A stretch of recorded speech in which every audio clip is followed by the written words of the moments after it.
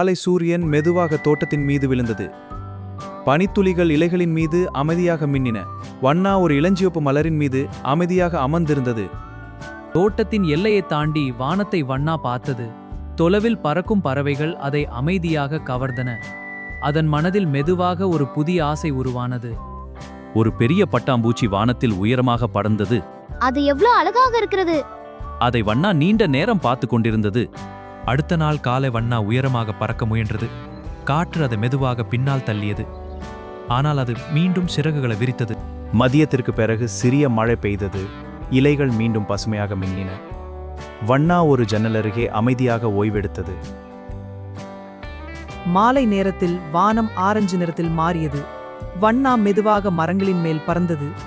தோட்டம் முழுவதும் அமைதியான ஒளி பரவியது.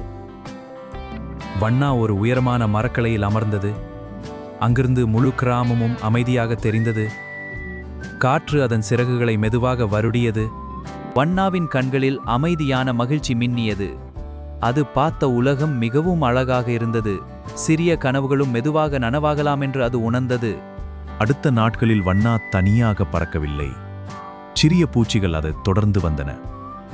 அமைதியாக அவையெல்லாம் வானத்தை நோக்கி பறந்தன.